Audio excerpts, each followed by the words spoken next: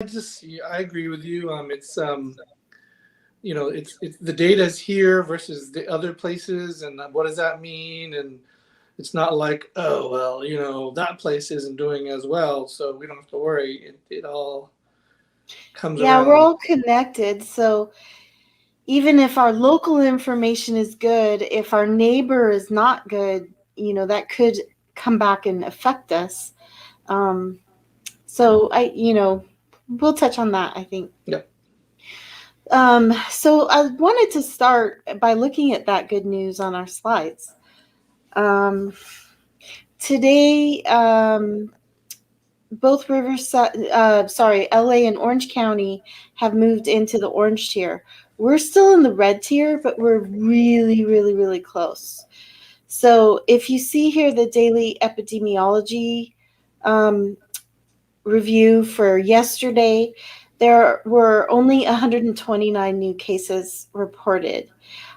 We still have a very high number of deaths compared to new cases, because the deaths that are being reported out today are from cases that people contracted it maybe 6 to 8 weeks ago. So we're still seeing some of that impact from that winter surge. And we should see the deaths continue to fall over the next couple of weeks to reflect our lower numbers that we've been having. So let's go down to the bottom, and you'll see here our positivity rates at 2.2%. That's awesome. And our testing has, actually not dropped as much as I was fearing it might. Those are those green bars. So we're still doing a solid amount of testing, and our positivity rates are continuing to inch down. We have positivity rates that would qualify us for the orange tier right now. However, our case rates are technically at 4.1 per 100,000. And to move into the orange tier, we need that to be less than 4. So we're very close. Last week we were at 4.8, and this week we're at 4.1. So if this trend continues, then next week we should qualify to move into the orange tier. So fingers crossed that stays on track. Our next slide is our weekly report for the Coachella Valley. And probably the thing that I love about this is our deaths are down to one for the whole week for the Coachella Valley. And our new weekly cases are at 131. That's still fairly high. I would love for that weekly case number to be under 100 next week, and hopefully we'll continue that trend. And then if we go to the middle of this, you'll see our Uh-oh. ICU I think we lost has Dr. dropped. Burris. Oh, We I'm still talking. apologize. Oh, we lost you for a second. Can you hear me now? Okay. So our hospitalizations are continuing to trend downward, but it's pretty exciting that our ICU admissions have actually gotten to 0. So we're heading in the right direction. And remember, this is the sum of all 3 hospitals in the valley. So there are 0 patients in the ICUs in all the hospitals on March 28th. We have had a few after that, so we're not completely out of the woods yet. There are still COVID patients in the ICU as of today, but the trends are good. And let's go down all the way to the bottom. You'll see our positivity rate is also following the counties. We're down to 2.3% positivity on our testing, which is also fabulous. So that's it for our slides for today. I wanted to sort of briefly talk about what was on the news today as far as the vaccines in children. So Pfizer released a statement today that had some of their results from their study in children aged 12 to 15. Currently, their vaccine is got an emergency use authorization for 16 and up. So this would push it back down to 12. Their data was very good. It is a little different than the past trials because there were really only about 2,000 children in the trial. And if you remember, the initial study had about 30,000 people in it. But this is primarily studying, looking at safety, but also looking at dosing and response. And what they saw was that there was 100% effectiveness at preventing COVID at all.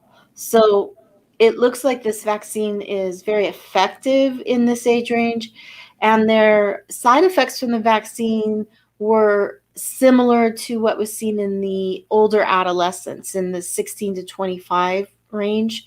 So from what they've released so far, that's looking like they most likely will get that emergency use authorization. So they will be applying for that authorization within the next few weeks. And then it will probably take another, I would say, 4 to 6 weeks to get the FDA's decision on that. So I'm not anticipating that we'll be getting permission to start using it in that 12 to 16-year-old group until end of May, June, maybe. Also, Pfizer started last week. They started their trial in younger children, aged 6 months to 12. And since that study just barely got started, I think it's going to be the end of the year before we hear about using Pfizer in that age group. Moderna, on the other hand, has taken a different approach. They're doing their studies in the different age groups simultaneously. So they will probably release their study data about their younger adolescent and younger child results a little closer together than Pfizer has. They have been running both those trials since December. So probably the earliest we would hear from them is going to be 1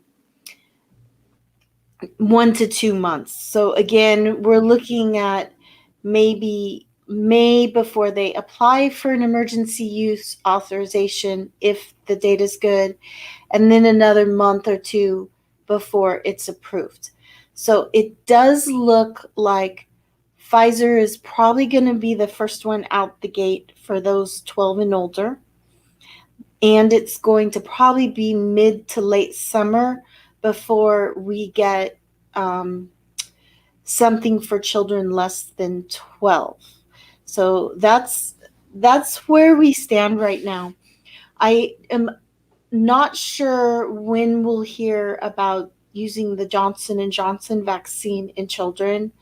Their studies are also ongoing, and hopefully we'll get some kind of progress report from them and get a better idea about when that vaccine would most likely have some results on studies in children.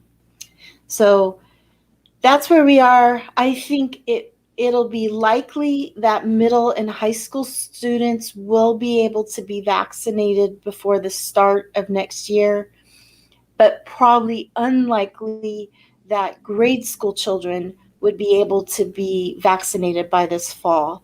It may be more of a early 2022 option. So that's the state of what we know right now about the vaccines in children. Mike, any thoughts about oh, okay. You or me? Should I keep talking? I don't know. Can you see yourself? Yeah. Okay, so it must be mine. So. Okay. Well, Okay, so I don't know, but maybe Dr. Kim is having some technical difficulties. Um, we wanted to sort of talk, and we alluded to this at the beginning. Hopefully, he'll come back on. And talk a little bit about how we're being affected or potentially affected by some of the surges that are happening in other states. So, right now, if you look at our California data and our Riverside County data, our curve is coming down nicely. We're looking good. But if you go look at some areas of New York, if you look at Michigan, if you look at New Jersey, and even you're seeing like the curve going back up somewhat dramatically. And then there are other states like Texas and Florida where the curve never really went low. It came down and now it's plateaued, and they're pretty much staying at a fairly robust level of transmission. So they've kind of stalled their progress. So, on a whole, if you look at the United States, we've kind of gotten stuck. There's some states that are still going down. Our area is still going down, but other areas of the country where things have started to spike again and are likely to cause some kind of surge prior to being able to get enough herd immunity in those areas. Specifically, Michigan is probably the poster child for this, but there are some other areas in the mid-Atlantic and the Northeast that are looking a little scary. So the take-home message from this is, we're really only a plane ride away from a variant that goes out of control. We still have, millions of people to vaccinate in Riverside County before we're at herd immunity. We just hit 1 million doses of vaccine here, which is really exciting. But that's taken us since December, and we still probably need about 3 to 3.5 million people vaccinated in our county to get to that herd immunity level. So we have a long way to go, and we're still at risk for getting transmission from some of these new variants. So, can you hear me? All right, why don't you come on in and we'll discuss it? Because I'm tired of talking. Old school. Yes. So, what are your thoughts about what's the risk to us really? I mean, is this just some more scare tactics from people who want you to watch the news, or like, is this truly a risk to us because we're looking really good? So I guess it really depends on which angle you're looking at it from. But, in my opinion, we need to be cautious because for me, not, take away that I'm a doctor, just every life that is lost needlessly is a tragedy. And so for me, I would rather come from the side of being cautious and making sure that we're on the right path than from the other part and say, oops, we screwed up. Because the oops is a big oops. And that's just me. Fortunately or unfortunately, I think the train has left the station and we're down this path, and either it's going to go very well or it's going to go horribly again, and we'll have a fourth wave. So I think things have been in motion throughout the country and where we are that, now I'm just hoping that it will go well because I do want it to be over. But I'm the same, Sorry. That's okay. COVID, no. On the same token, I don't want, another life needlessly lost. So. Yeah, I'm looking at our numbers. They look so good. We're heading, our trend, we haven't plateaued. We're still slowly going down. Our vaccination rates are increasing. We've vaccinated a lot of our high-risk people, about half of them. But that still leaves half of our high-risk people who could end up in the hospital. So it's still possible. There's still enough of those vulnerable people in our community to overwhelm our healthcare system and to give us that fourth surge. So, is it possible? Yes. I'm hoping that people don't travel for spring break. This is my hope, because this last moment where if we run around the country, we're likely to bring home a lot of these variants. So, So, I would agree with you, but in my head, I'm like, what is New York doing differently that we're not? Or what are they not doing that we are? In Michigan, and, why are states like Florida and Texas that are wide open? So I think there's a lot of questions that we just can't answer right now. And that's yeah. the difficult and the uneasy part in my mind, is that, we don't know why. Yet. Well, I would say the problem is people look at data, they make assumptions, and they say, oh, well, that doesn't make any sense. Like, why isn't Texas spiking? Because, they don't have a mask mandate and they should be spiking. Or Florida, without getting into the nitty gritty, there's a lot that has to do with how transmission is happening. And so maybe they don't have a mask mandate, but most of the people who aren't wearing masks have already gotten COVID, and they have some immunity. Or maybe, like in Florida, the people that are spreading COVID are going home before they're symptomatic and getting tested elsewhere. Like, a lot of that drive from New Jersey and New York could have gotten spread in Florida and come back home and then spread there. So I don't know. Like, if you look at Texas and Florida, though, they have not continued to go down. Like, when they took off their, their mitigation, you saw their progress stall. California kept our mitigation levels tighter for a few more weeks, and we've reduced them more gradually. So you've seen this continued drop, even though we all know not everyone's following all the rules, like, for sure. And but it has to do with how many of those transmissions can you interrupt, right? So if we're able to interrupt, 85% of the potential for this to transmit, and they're only interrupting 50%, they're going to have higher levels of community transmission, which they do. Right. So I'm a fan of probably keeping this mask mandate on until there's no more, epidemic level transmission. Basically, whether that's this fall or next spring, it might be a while, but I think we'll be probably wearing masks in public for a lot longer than people think. Right. And I wish they would have not, like we talked about, after 65, doing these gradual age decreases. Yeah.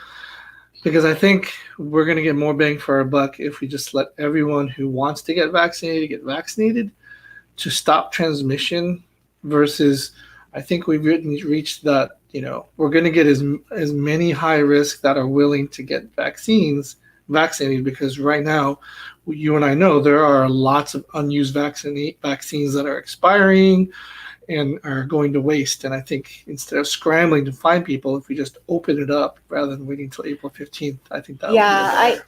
I have to agree with you. This is where we do differ from the state's approach. I think maybe their approach to go to the age 50 now and then wait 2 weeks to go to everyone might work in a large urban center like LA, where you have this huge number of people to vaccinate.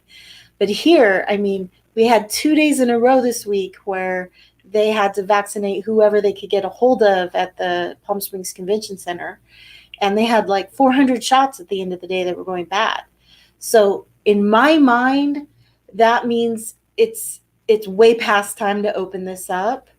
And then it's now time to start coming up with our plans on how to reach either communities that are being left behind, which we've seen some pop up clinics here and there, some workplace clinics out in like packing plants, but we need a much more robust, targeted, approach to get into places where people don't have internet access. Maybe they don't have transportation.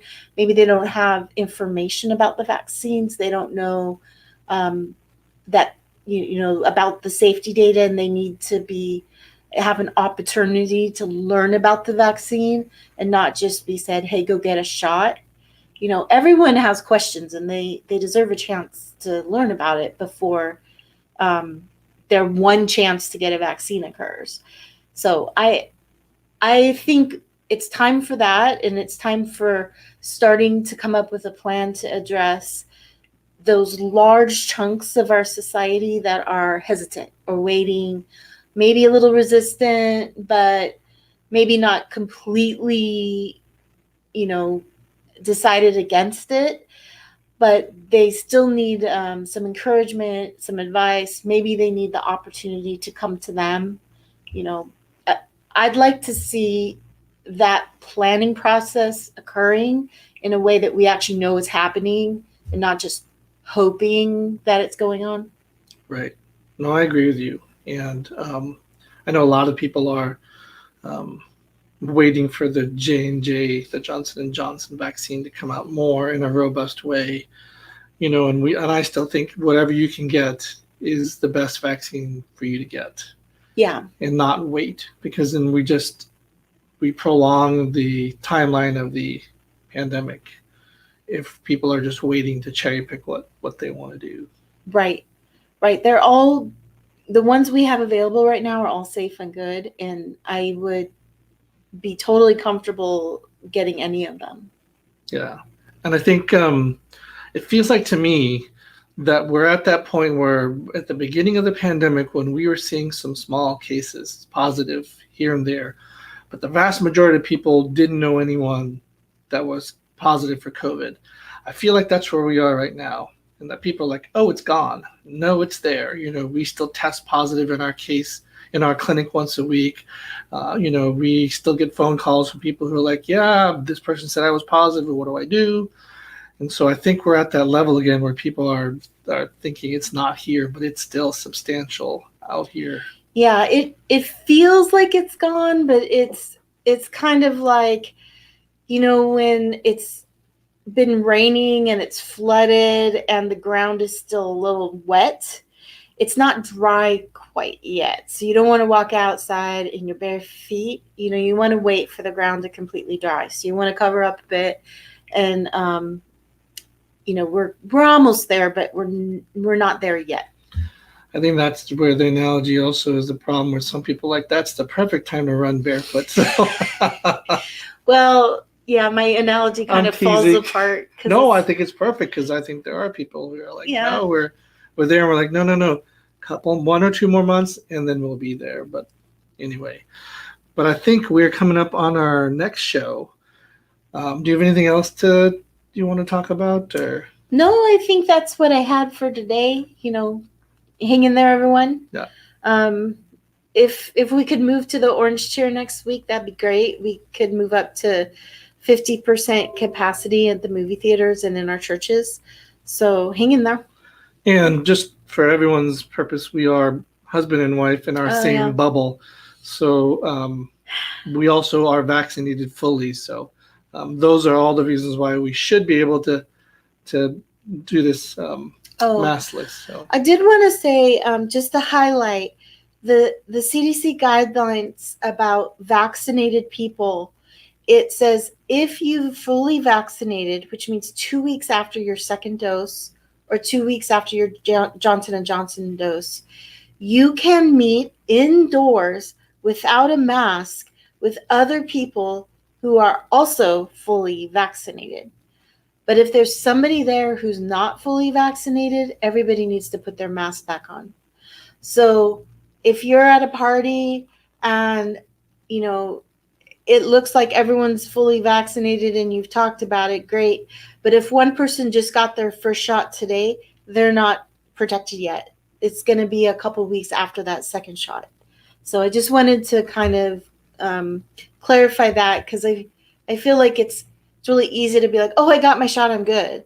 But it's kind of a waiting game, because from the first shot of Moderna to the time you're protected is actually 6 weeks. So it's a long time.